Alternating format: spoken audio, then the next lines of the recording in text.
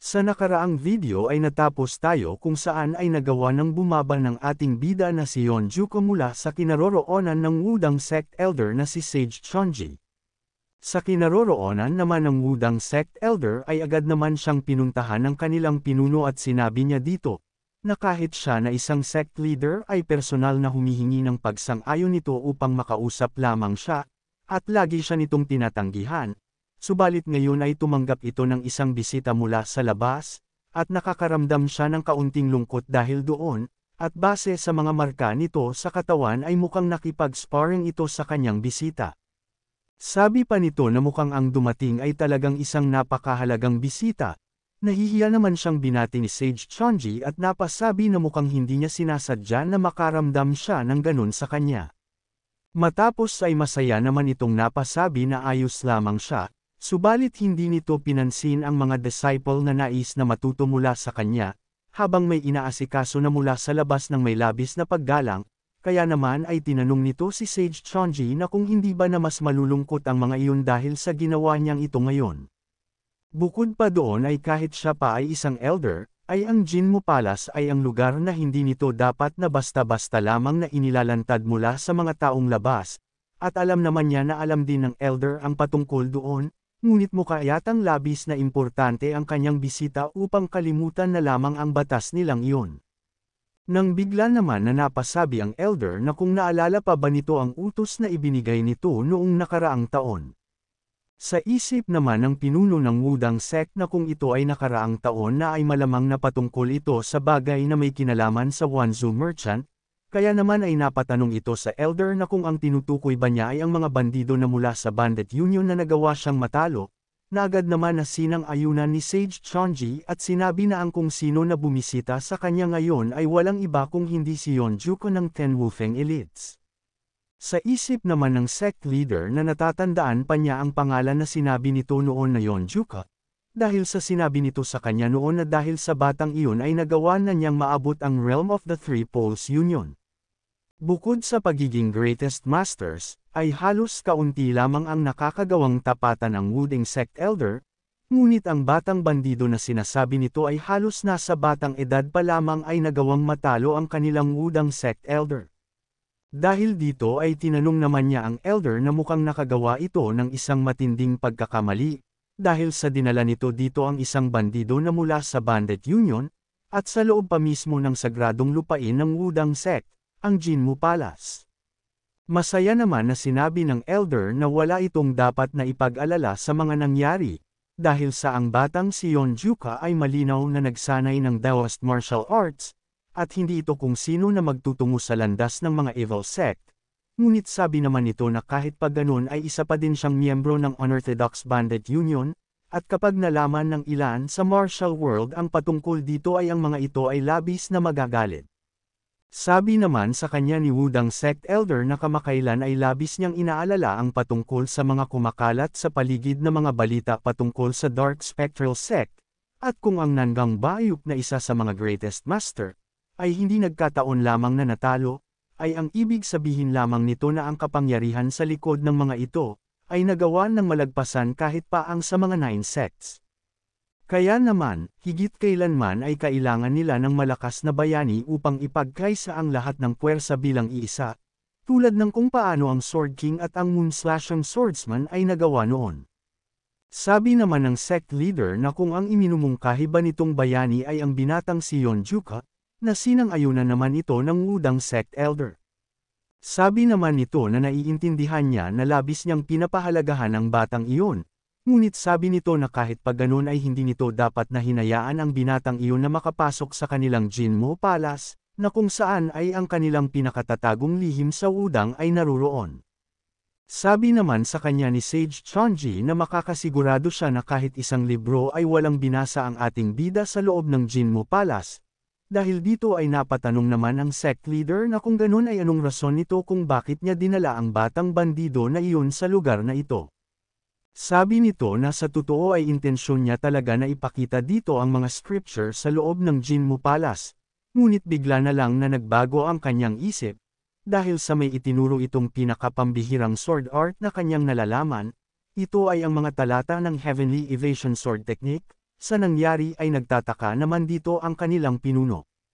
Sa isip nito na ang sword technique na iyon ay ang legendary sword Immortal Lu Dongbin, na nagawang natutunan mula sa Sage Hualong Zenren.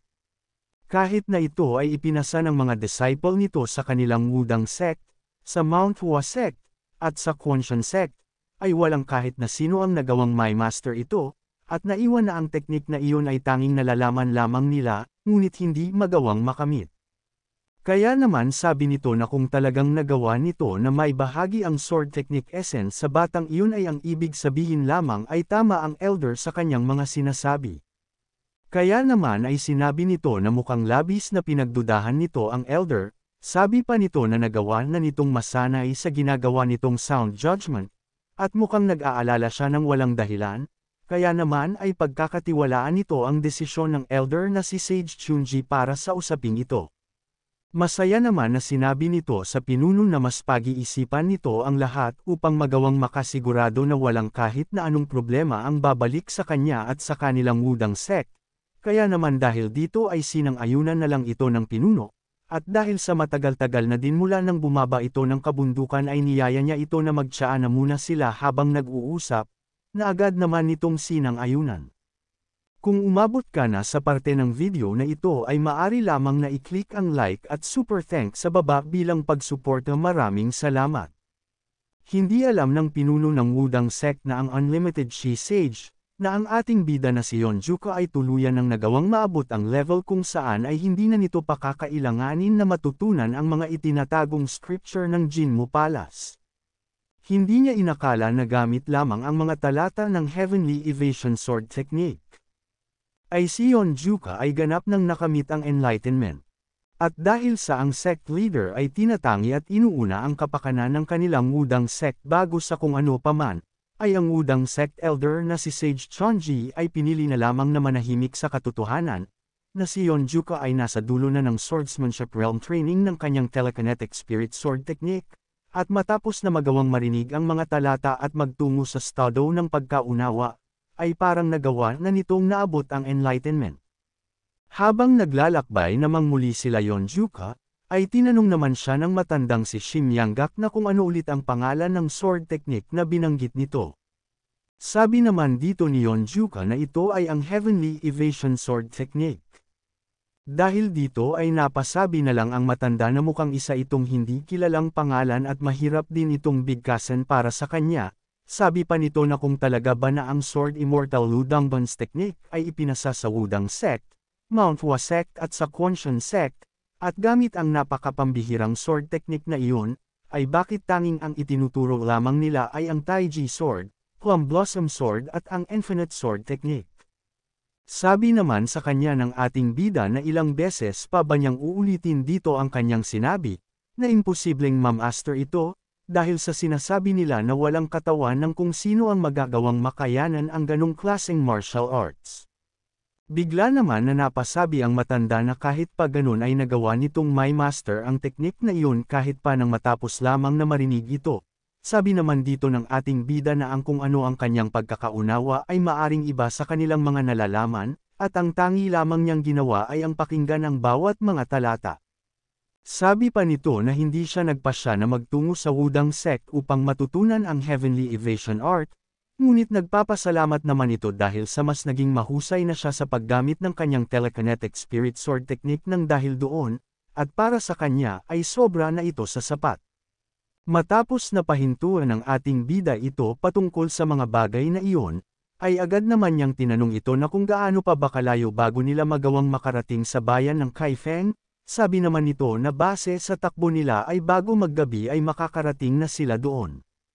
Dahil dito ay napasabi na lang ang ating bida na maganda ito, dahil ang ibig sabihin lamang nito ay magagawa niyang makita ang kanilang pinuno sa bandido ngayong araw. Sabi pa nito na hindi na niya alam kung gaano katagal nang huli niyang makasama ito, kaya naman ay nasasabik na siyang makita siya, at kung malaman nila na siya ay nasa kanyang paglalakbay sa martial world, ay nakakasigurado siya na magugulat ang mga ito, si Pang Hangnam, at si Tak Hyangnim. Sa lugar naman ng kanilang pinuno ay nasa hindi ito magandang kalagayan, dahil dito ay agad naman siyang pinapabalik ng kanyang mga anak at ng kanyang asawa, ngunit sabi naman nito na huwag na nila siyang alalahanin, at magtungo na lang sila sa loob ng kanilang tahanan dahil sa masyadong delikado sa labas at hintayin na lang sila nito sa loob. Nang bigla naman na nagsalita ang isa at sinabihan ito na mukhang nais niyang maging matatag sa harap ng kanyang pamilya, at sinabihan ito na kung agad na lamang siyang umuwi ng araw na iyon, ay wala sana siya sa sitwasyong niyang ito ngayon, at tinanong na kung bakit ito gumawa ng gulo at paigisiin ang buhay na mayroon siya, dahil ngayon ay magagawa na niyang mapaghigantihan ang kanilang namayapang kasamahan na kanyang pinaslang. Sabi naman nito na ang totoong gumawa ng gulo ay hindi siya kung hindi ang kanilang kasamahan, dahil sa ito ay nagwala sa isang brothel at inatake ang isang babae doon, at bilang isang gwardya sa lugar na iyon ay hindi naman niya hahayaan na tumayo na lamang at manood sa mga nagaganap. Sabi pa nito na nais pa sana niyang resolbahin ng mapayapa ang lahat, ngunit ang kasamahan nito ang naunang umatake at gumamit ng nakakamatay na teknik kaya naman ay wala na siyang nagawa kung hindi ang labanan ito. Sabi pa nito na dahil sa kailangan pa niyang asikasuhin ang kanyang kasamahan, ay hindi na nito pa nagawang matignan ang kalagayan ng babae ng oras na iyon, at ang kawawang babae na iyon na wala pa sa edad na 20, at walang ibang magawa kung hindi ang magtrabaho doon upang magawang mabuhay, ay namatay. Sabi naman nito na dahil lamang sa walang kwentang babae ng isang brothel ay nagkakaganito na siya, at ang babae na kagaya nun ay madali lamang bilhin gamit ng isang pirasong pilak, ngunit ang halaga ng mandirigma na kanyang pinaslang ay nagkakahalaga ng 12 pilak. Kaya naman habang papasugod ay sinabi nito sa kanya na ngayong araw ay pagpipirasuhin niya ito sa maliliit na piraso, at kukuhanin nito ang kanyang pamilya, kayamanan at ang kanyang mga ari-arian upang magawang makapagbayad sa nawala dito. Sa isip naman nito ay napapasabi siya na nasa hindi siyang magandang sitwasyon. Dahil ang mga bastardo na ito ay masyadong madami upang magawa niyang tapatan ng mag-isa at bukod pa doon ay labis na siyang napinsala, kaya naman sabi nito na para sa kanyang mga huling sandali ay nais niyang maprotektahan ang kanyang asawa at mga anak, ngunit hindi niya magagawang mawala ng mga ito matapos nilang muling magkita, kaya naman ay napapatanong siya na kung talaga ba na magagawa niyang maprotektahan ang mga ito. Nang bigla naman siyang natigilan dahil sa may kung sino ang dumating, at sinabi na ang kanilang ikalawang kapatid sa bandido na si Tak Go-myung, ay naparito upang tulungan siya, sabi pa nito na nais pa sana niyang magtanong na kung ano ang nangyari sa lugar na ito ngunit kailangan muna niyang linisin ang mga kalat na nasa paligid. Matapos ay sinabihan naman niya ang mga ito na kung anong lakas ng kanilang loob na guluhin ang isa sa 10 Wufeng elites at mukha yatang nais na ng mga ito ang mamatay. Napasabi naman ng kanilang mga kaaway siya pala ang tinatawag nilang Tak Go-myung na laging nakasunod sa kanya na parang isang anino, at papaslangin din naman niya ito, at mabuti na lamang at hindi na siya pinahirapan pa na makita siya.